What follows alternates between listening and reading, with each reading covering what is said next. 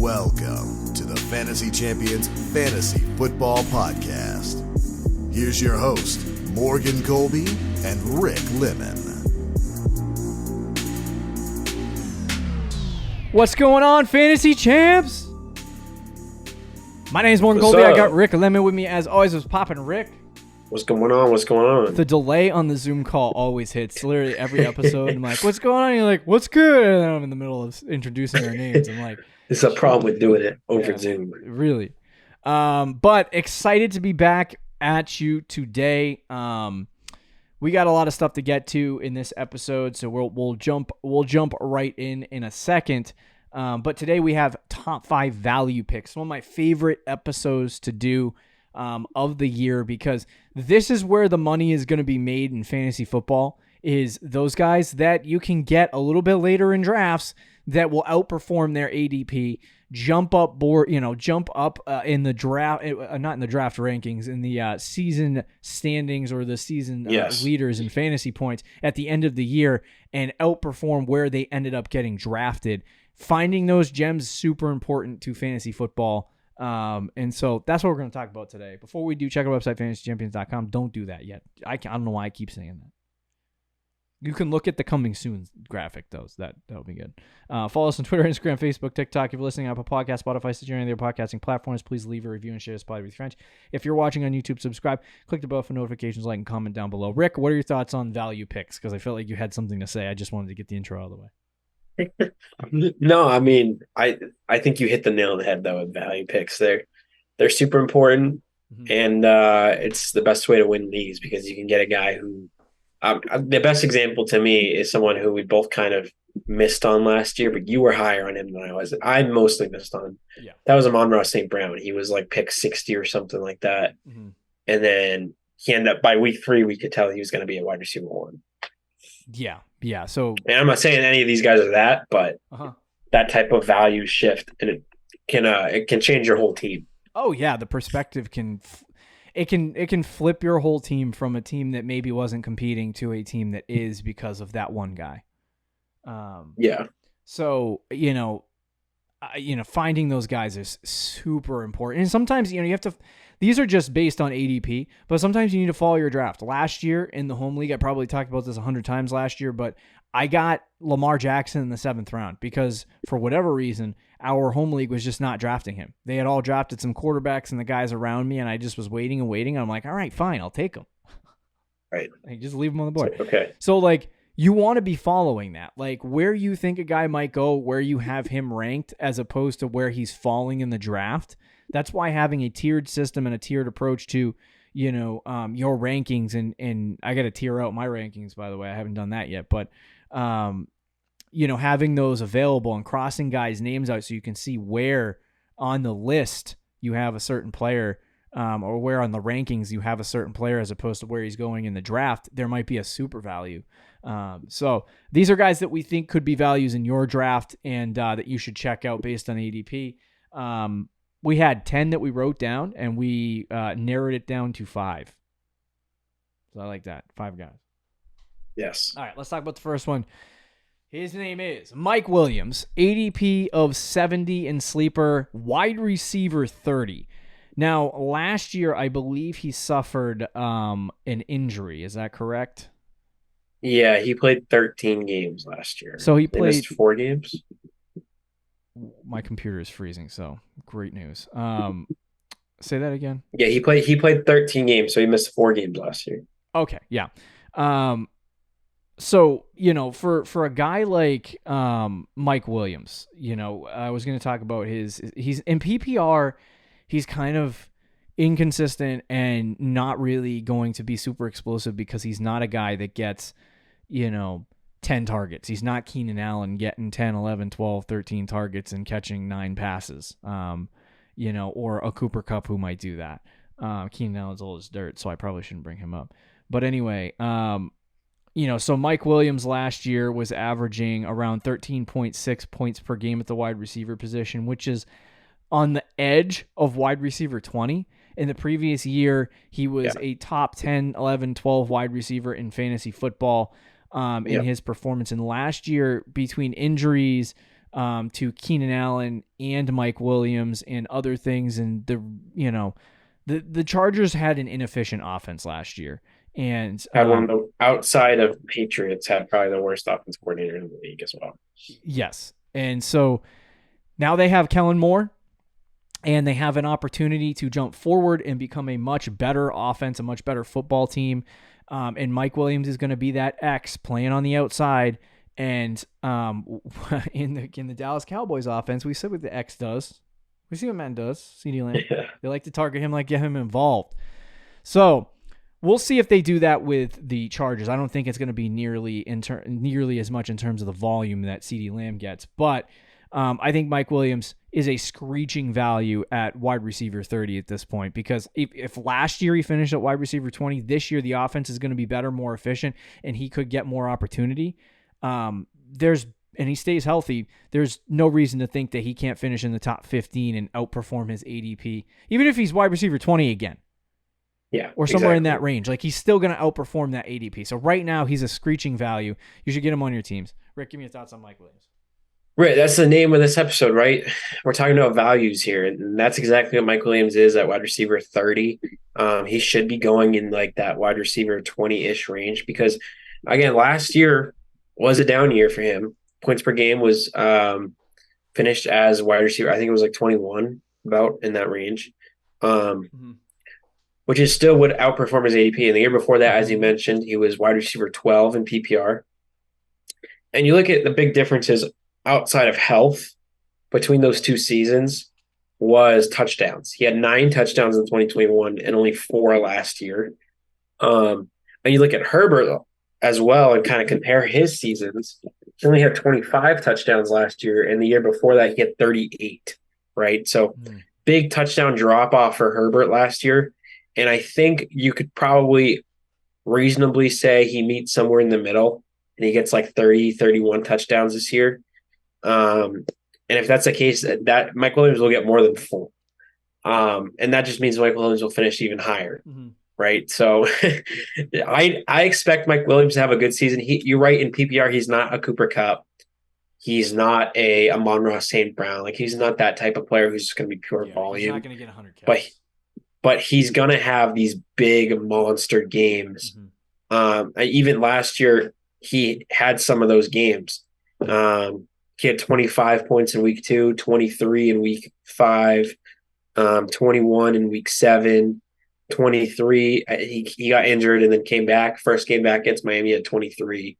So you can get those 20-plus point weeks, monster weeks for you. He's just going to put up an occasional stinker every once in a while.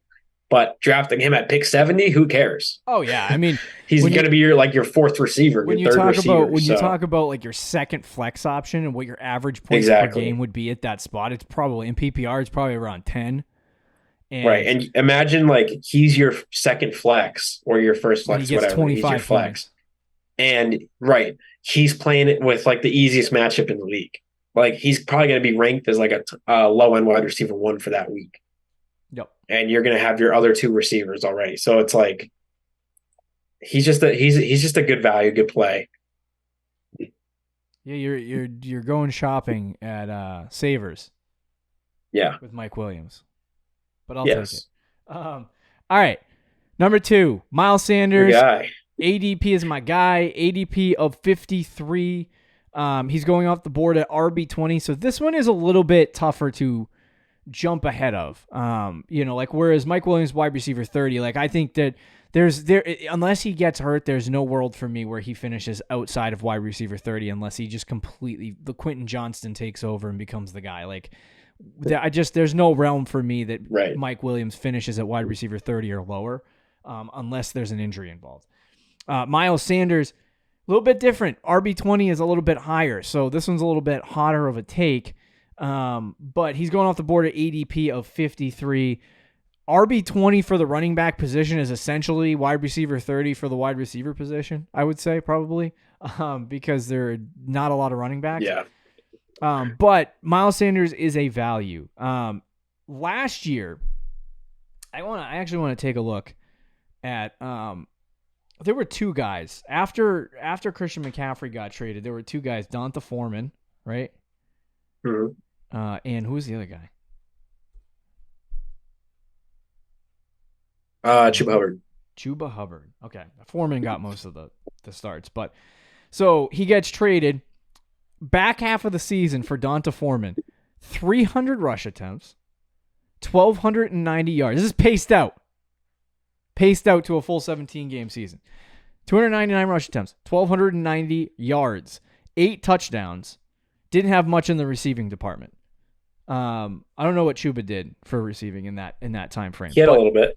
They were force-feeding the ball to Donta Foreman, who isn't good.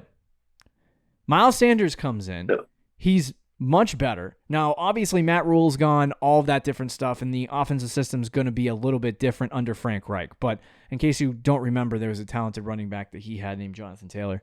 And Mac. Yeah, that's true. Mac, what's his name? Marlon Mack. Jones. Marlon Mack. You remember Marlon Mack? I do remember. They gave him 230 carries in a season. So, oh wow, that's a lot. Miles Sanders can get up to, with this football team, 200. I think 250 carries. I don't think he's going to get to 300 because I don't think he can handle that kind of workload. But he's also a pass catching running back. So you're also going to see probably like 35 to 40 catches in that vicinity, similar to what he did in Philadelphia. But they do have a decent offensive line. They just got a good quarterback, and rookie quarterbacks typically will dump the ball off a lot. And Bryce Young does like to do that RPO check down, very Alabama-like short passing game, death by 1,000 cuts until you pop them over the top type of offense. So, and Frank Reich will take advantage of that. So Miles Sanders is going to be this guy that gets a lot of work. He's going to get a lot of run, and that's the reason why they brought him in. So he's going to outperform the way he did, I think, in Philadelphia because they don't have a quarterback that likes to rush the football. He's not going to steal rushing touchdowns at the end of the day. And their backup running back, I don't even know who he is. So I gotta pull that up. Chuba Hubbard. It's Chuba Hubbard. So there's just nobody there to steal opportunities from Miles Sanders in my mind, and I think Carolina is going to have a really good season for Miles Sanders. I have him projected right now at 206 fantasy points, which isn't like super high, but I have him at 213. Yeah. So, but I think he's the type of guy that can outperform, even my projection here, and get more touchdowns or catch more passes. Like the efficiency, I don't have super high for him in terms of pass catching and rushing, but if he does reach 250 carries, he's going to be a guy that if you're talking about a player that gets 275 to 300 touches, which I think he could get close to 275, getting drafted at RB20, like, is he not? If he gets that much work, there's no way he doesn't outperform the ADP that he is at. The 51, right. The RB20 off the board. So I think he's more in the range of like RB15 or RB14, somewhere in that vicinity. So you can get a guy for a heck of a lot cheaper than you normally would. And if you're into zero, running back drafting, and you want to get wide receivers in the first couple rounds and do all that stuff, Miles Sanders would be a great pick in the 5th, 6th round to bolster your team. I think he might even be going in the 4th round, but anyway, at the running back position. So love Miles Sanders. What's your thoughts, Rick? I rambled. I spent too long. I'll admit. No, you're good. This is your guy. So yeah, it's been my guy for years. Unfortunately. Yeah, no, I agree. I think Sanders has a really good shot to outperform his ADP. I think everything we've heard so far out of camp too, and I know training camp, whatever. You got to take everything with a grain of salt a little bit, but everything we've heard is that they want to use him as a 3-down back. He's going to get a lot of work, probably a workhorse level too. His biggest concern to me isn't even like being on a new team and the efficiency numbers. For me, it's health, because historically last year was his only healthy season. The years before that, his rookie season, he was healthy too, but the 2 years in between, he missed some time. So, but you can say that about any running back, but with him, it's just with his workload, is he going to be able to stay healthy? We'll see. But I think he's in a great situation where he has a lot of work ahead of him, where I think he could be a borderline workhorse running back, which is rare to get in the 5th or 4th round.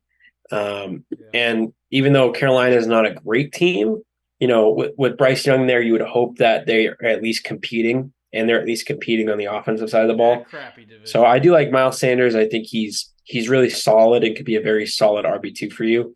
And considering and I love Dameon Pierce, and you look at guys in his range like Dameon Pierce. I don't know if he is better than Miles Sanders or if he's going to put up more points. Same thing with J.K. Dobbins. I love J.K. Dobbins. What about Javonte? But his injury history as well and what about PPR Javonte? Upside, right, is kind of low. And then the next running back after Miles Sanders getting picked right now is Alexander Madison. So I would take Sanders probably over all of those guys. Yeah, agreed. Number 3 we have on our list. Moving on to the next guy.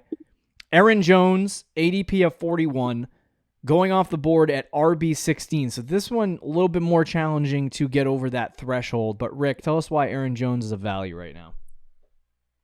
Well, his is interesting. He's an old man running back, which we usually don't like. The elderly. And he lost Aaron Rodgers, so I think a lot of people are... Derrick Henry, by the way. He is younger than Derrick Henry. So I think a lot of people are down on him. But this is a guy who, for 5 straight seasons, has been a RB1. The lowest he's finished was 2021 as RB10. Mm-hmm. Last year, he was the RB9 in PPR. And the biggest argument, I think, against Aaron Jones is with Aaron Rodgers gone, we don't know how that offense is going to be. Mm-hmm. The Packers' offense wasn't that great last year, and Aaron Jones only had 7 total touchdowns, receiving plus rushing. Mm-hmm. So even if he only has that again this year, which I think is probably likely. I don't see him having a huge touchdown season. Yeah. He should still be really solid because he gets 200 carries and he's the pass catching running back. And this is the theme with all these running backs in PPR leagues is pass catching, right? So last year he had 72 targets. The year before that, in only 15 games, he had 65 targets. Yeah. The year before that, in 14 games, he had 63 targets. So those years paced out, he was going to get 80. What is it? I said I almost took out my microphone. I almost dropped it on the floor. Oh, sorry. Go ahead. Sorry. Continue. Yeah, so 72 targets last year was actually low for him. And he was still able to get 59 catches, 395 yards, and 5 receiving touchdowns. So is he going to get 5 receiving touchdowns again? Probably not. Not with Jordan Love. But can he get more than 2 rushing touchdowns? Absolutely. Mm-hmm. So I think that's going to even out. He's still going to get the targets. And he's still going to get probably around 200 carries. A.J. Dillon will also get around 200 carries, but Aaron Jones will get more receiving. And because of that, he'll have better fantasy numbers. And he's a guy who, where is he like RB15 right now off the board? RB16. RB16. So, yeah, I think he can absolutely outperform that and continue his streak of being a low-end RB1 or at least high-end RB2. I think that's a pretty good value, all things considering. And you look at, again, the running backs going ahead of him, there's a lot of question marks with Kenneth Walker. Mm-hmm. A lot of question marks. I do like Gibbs, but he's a rookie, so we don't know. Yeah. Personally, though, I do like Gibbs. But then Travis Etienne, a lot of question marks with him. Najee Harris, a lot of question marks with him. Breece Hall, a lot of question marks with him. So I could easily see a world where Aaron Jones finishes ahead of most of those guys. And I do think he's pretty good value considering where he's going. I think the biggest concern that surrounds Aaron Jones is not really Aaron Jones because he's not. I mean, he is old. He is old. 28 years old, so he's about the same age as Derrick Henry. This is probably his last. This is probably his last hurrah, which is why he's falling down boards. But I think part of the issue is the unpredictability of the Green Bay Packers situation. You know, absolutely. Is Jordan Love going to be the guy, or is he going to suck and they're going to have to find another running back, another quarterback, I should say, next year? And it's like if he ends up stinking and the Packers end up sucking, then there's a real reality that Aaron Jones doesn't have the most efficient season, which is why he's going down. Now, last year, what we saw from Jordan Love was good, and I don't think he's this guy that's going to throw 10 or 20 interceptions and be one of the worst offenses in football. I think they'll be mediocre. I think that Jordan Love will be okay. The system that he is in is built for quarterbacks who are similar to Jordan Love that can just make plays. I mean, we saw Brock Purdy have success in that same system in his rookie season. So I think that you'll see the Packers have a little bit more success than we anticipate. I don't know what they look like in camp right now. I haven't checked out the Green Bay Packers stuff yet, but I think that's going to be the hurdle. That's going to be the thing that they're going to have to jump over. So if they're mediocre like they were last year, I think Aaron Jones can finish as the RB 12, 11, somewhere in that range. And I think this is always the running back that gets slept on. He always ends up around 15, 12, 13, 14, 15, gets drafted in that range. And a lot of people are like, oh, no, I can't draft him. I don't really want him. I'll take a wide receiver instead or whatever, right? And then he ends up being really good in fantasy football, and you regret not taking him. And it's that PPR upside and all that good stuff. So, and to me, I think it's less about where he's getting drafted in terms of the running back position. Like RB16 is where he's getting drafted right now. The ADP has him at 41, which means you can get this dude in the third round. And if he produces at a second or first round pace, then you obviously won that. And so like, I love Aaron Jones. I think he's a screeching value this year. I think he's really good. And I think that you could see some success there. I don't love the, old man running backs, but I think there's some positive things there. All right, let's talk about the next dude on top 5 values, and that is number 4, Jerry Jeudy, ADP 55, wide receiver 24. Rick, give us your thoughts on Jerry Jeudy. Yeah, this one to me is another easy one, going at wide receiver 55, or pick 55, excuse me, and wide receiver, what was it, 24? Yeah. This is a guy who finished last year as a wide receiver 22. So he finished higher last year and is in a ADP. Probably better situation, and he's going lower. It doesn't really make a lot of sense to me. Was that in points? If you watched what is it? Was that in points per game or overall? No, that was his total. Oh my word, dude! And he missed games. He finished as the wide receiver 22, and he missed 2 games, and he's getting drafted as the wide receiver 20. It makes no sense. Wow. He should be going like 15 picks higher at least. I could go on a list of guys I would take Jerry Jeudy over, but it's a lot. Anyway, spent 20 minutes just listing guys. Yeah, if you guys watched our last show or listened to our last show, yep. Which I believe came out already. I don't know how you post them, but okay. So our bold predictions. I explained already with Jerry Jeudy's situation. He's getting Sean Payton over Nathaniel Hackett, so he's getting arguably the biggest coaching upgrade of the offseason. Mm-hmm. Which means Russell Wilson will likely improve, which means Jerry Jeudy will likely improve. He's also getting a situation where he has a lot of targets there still to go around because Tim Patrick and KJ Hamler are once again injured, guys who were expected to come back. So he's going to be the clear wide receiver 1 with plenty of targets to go around, in an offense that at least has real coaching this year.